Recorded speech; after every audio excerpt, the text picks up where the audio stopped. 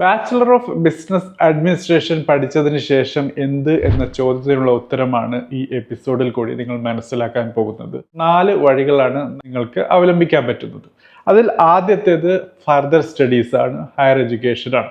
തീർച്ചയായിട്ടും BBAക്ക് ശേഷം നിങ്ങൾക്ക് ഒരു പ്രത്യേക സ്പെഷ്യലൈസേഷൻ ഫോക്കസ് ചെയ്യാൻ ഈ ഒരു ഓപ്ഷൻ ഉപയോഗിക്കാവുന്നതാണ്. Master of business administration MBA ഒരു നല്ല സെലക്ഷൻ ആണ്. പ്രൊഫഷണൽ സർട്ടിഫിക്കേഷൻ പ്രോഗ്രാംസും നിങ്ങൾക്ക് ഉൾപ്പെടുത്താവുന്നതാണ്.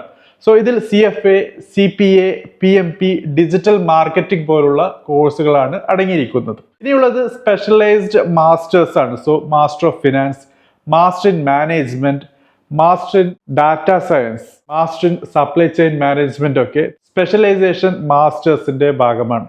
ഇനിയുള്ളത് നിയമം, അതായത് LLB കോഴ്സുകൾ ചെയ്യുന്നതാണ് ആഫ്റ്റർ യുവർ BBA കോഴ്സ്. പിന്നീട് നമുക്ക് പോസ്റ്റ് ഗ്രാജുവേറ്റ് ഡിപ്ലോമ സർട്ടിഫിക്കേഷൻ പ്രോഗ്രാംസും ഫർദർ സ്റ്റഡി, അതായത് പ്രത്യേക സ്പെഷ്യലൈസേഷൻ സെലക്ട് ചെയ്യുന്നതിന്റെ ഭാഗമായി നോക്കാവുന്നതാണ്.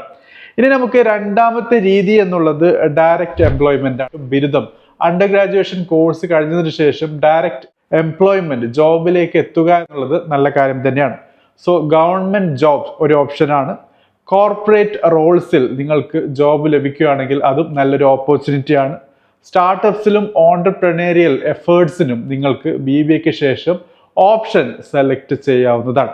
ഇനിയുള്ളത് മൂന്നാമത്തെ കാര്യമാണ്. ഇവിടെ നിങ്ങൾക്ക് സ്കിൽ എൻഹാൻസ്മെന്റുമായി ബന്ധപ്പെട്ടിട്ടുള്ള പ്രോഗ്രാം സെലക്ട് ചെയ്യുന്നതാണ്. Coursera, EDX, LinkedIn learning programs, Udemy പോലുള്ള പ്ലാറ്റ്ഫോംസ് ഒരു പ്രത്യേക സ്കിൽ എൻഹാൻസ് ചെയ്യാൻ, അക്വയർ ചെയ്യാൻ, BBAക്ക് ശേഷം നല്ല ജോബ് പ്രോസ്പെക്ട്സ് ഉൾക്കൊള്ളിക്കാനൊക്കെ യൂസ് ചെയ്യാവുന്ന ഒരു ഓപ്ഷനാണ്.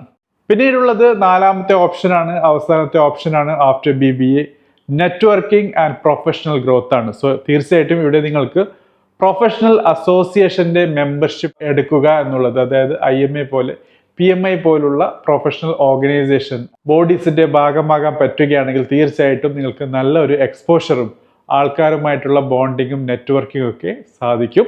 പിന്നീട് വർക്ക്ഷോപ്സും കോൺഫറൻസസും അറ്റൻഡ് ചെയ്യുന്നതിൽ കൂടി കൂടുതൽ കാര്യങ്ങൾ മനസ്സിലാക്കാനും അതുമായി ബന്ധപ്പെട്ട ആൾക്കാരോട് നെറ്റ്വർക്ക് ബിൽഡ് ചെയ്യാനും സഹായിക്കുന്നു. ഇന്റേൺഷിപ്പ് പ്രോഗ്രാംസും പാർട്ട് ടൈം ജോബും തീർച്ചയായിട്ടും നിങ്ങൾക്ക് ഏത് ജോബിലേക്കാണോ എത്തിച്ചേരേണ്ടത് അവിടത്തേക്കുള്ള ഒരു ലീഡ് ലഭിക്കുന്നു എന്നുള്ളതും നാലാമത്തെ ഓപ്ഷനായ നെറ്റ്വർക്കിംഗ് ആൻഡ് പ്രൊഫഷണൽ ഗ്രോത്തിൽ കൂടി തീർച്ചയായിട്ടും നിങ്ങൾക്ക് നേടാവുന്നതാണ്. സോ BBA കഴിഞ്ഞതിന് ശേഷം എന്ത് എന്നുള്ള ചോദ്യത്തിന് 4 ഉത്തരമാണുള്ളത്, 4 വഴികളാണുള്ളത്, 4 സ്ട്രാറ്റജിയാണുള്ളത്.